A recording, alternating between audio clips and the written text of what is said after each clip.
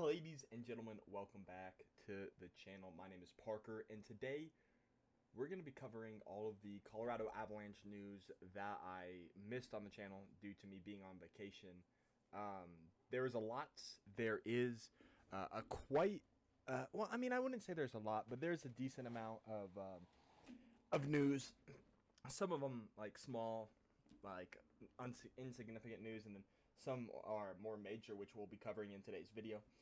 But before we get started, I do want to say the first thing is tomorrow during the expansion draft, I will be streaming on my Twitch channel. That'll be linked in the description. As well as, this is more football related, but when Madden 22 drops, I'll be starting a Broncos franchise. So I might make a channel for that separately, which I'll eventually add to my channels and link down below at some point when that's made. And as always, I just want to remind you that Jesus is King. I pray that you give your life to Him and believe He died on the cross for your sins, and you'll go to heaven. And I believe this is why God is putting this video out there for you to see, so that you can turn to Jesus and join us all in heaven, which I really, really hope you do. And I implore that you consider it. It will make you so much more happy and fulfilled in your life. So, yeah, I pray that you consider doing so. And yeah, without further ado, let's jump in to the news. The first one, and one of the more major ones, is we traded defenseman Ryan Graves to New Jersey for prospect Mikhail Maltsev, which, you know, and a second round pick. Obviously, Graves was a tremendous defender, and I wish we could have kept him on the team. However, the main problem is we protected 7 forwards and 3 defensemen. So we protected Cale, Makar, obviously, Sam Girard, and Devon Taves, and those are the 3 I expected us to protect. So Graves would be exposed to the expansion draft, and we would have lost him probably for nothing had we not traded him. And you know, we got a prospect back, Mikhail Maltsev. I don't expect him to be too great, but you know, he could surprise us. And the second round pick is actually interesting because I believe it's actually the New York Islanders' second round pick, meaning technically we only traded for Devon Taves with 1 second round pick. So that's GM Joe Sakic making those money moves. So yeah, that's the first news of the day. The next one is the Avalanche released their protection list for the expansion draft. As I said, it was we went with the option with 7 forwards, 3 defensemen, and 1 goaltender. The forwards, we protected Nathan MacKinnon and Mikko Rantanen, obviously. We protected Andrei Burakovsky, Nazem Kadri, which is a surprising one, Valeri Nichushkin, Tyson Jost, and Logan O'Connor, which is a surprise. And then as the defense went, as expected, Cale Makar, Sam Girard, and Devon Taves.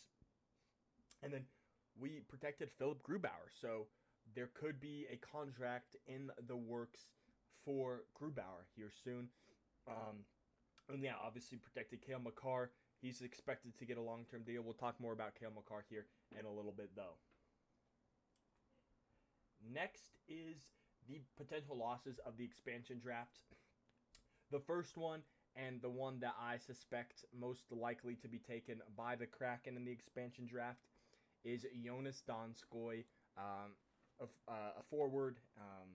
And, you know, he was very, very solid. He had one of, if not his best seasons of his career. Absolutely went insane with scoring. A great, solid depth scorer. Was very, very solid on the power play. And for that reason, I do see Seattle taking him.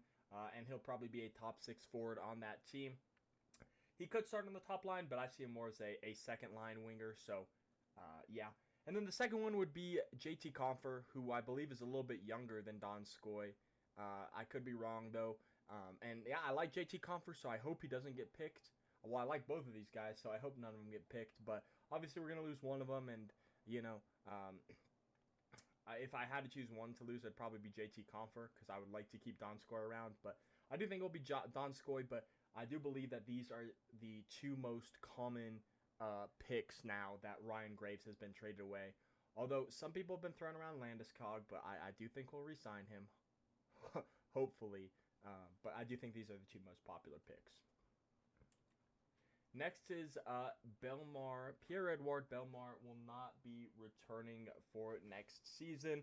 Obviously, Bellemare is getting up there in age, and all the respect to him. He was a great leader, just a great person on and off the ice. So thank you, Belly, for everything you've done for the Avalanche. And I will miss you. I thought you were a great player.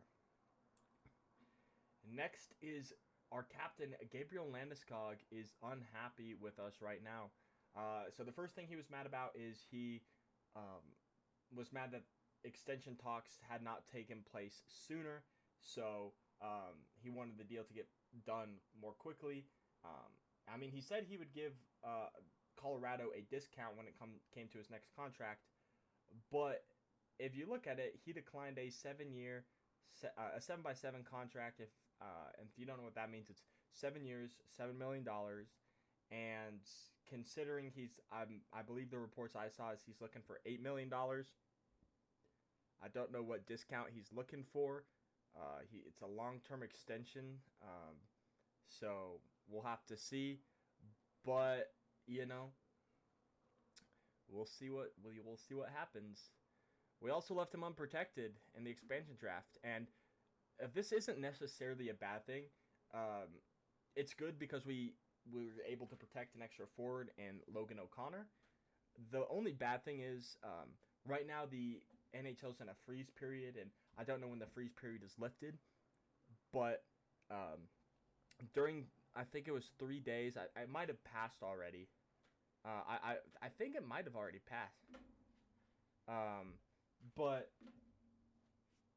they were, GM Ron Francis of the Seattle Kraken were able to talk with Gabe Landeskog and work out an extension.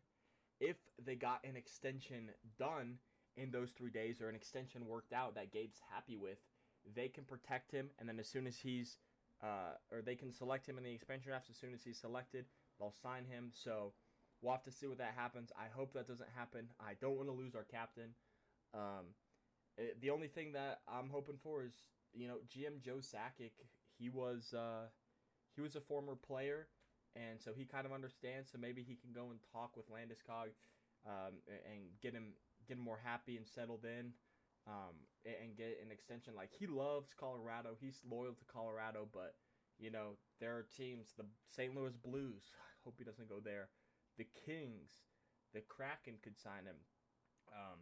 There's a lot of teams that have been rumored to sign him, so hopefully Joe Sakic can work his magic and get Landeskog re-signed.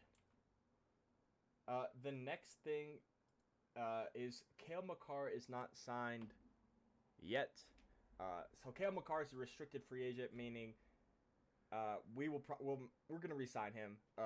If he does get an offer, it will be offer sheeted, and the Avs have, I think, a week to match the offer, and he won't be going to the other team. And the Avalanche said they will match any offer for Cale Makar.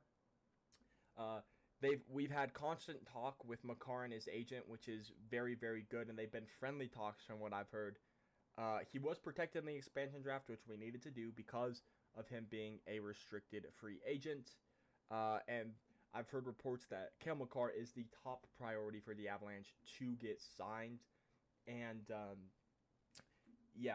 and then, like it says there at the bottom,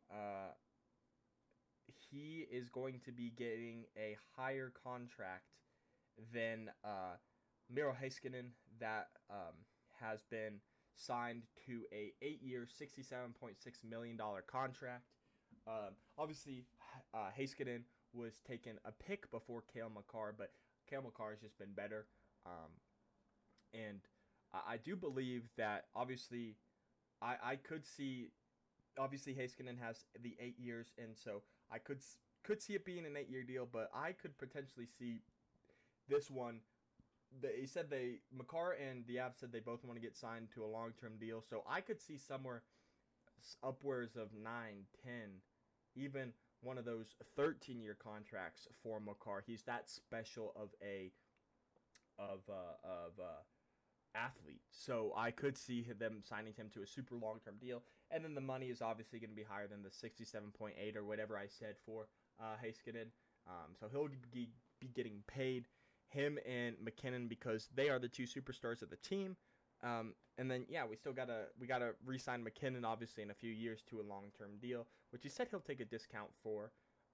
And then lock Makar up for a long-term deal, McKinnon up, get Landeskog locked up in this long-term deal, and then I believe in like 4 seasons, Rantanen's contract is up. So just keep signing the stars, and I'm happy that Makar is the top priority right now. But Landeskog should be a close second.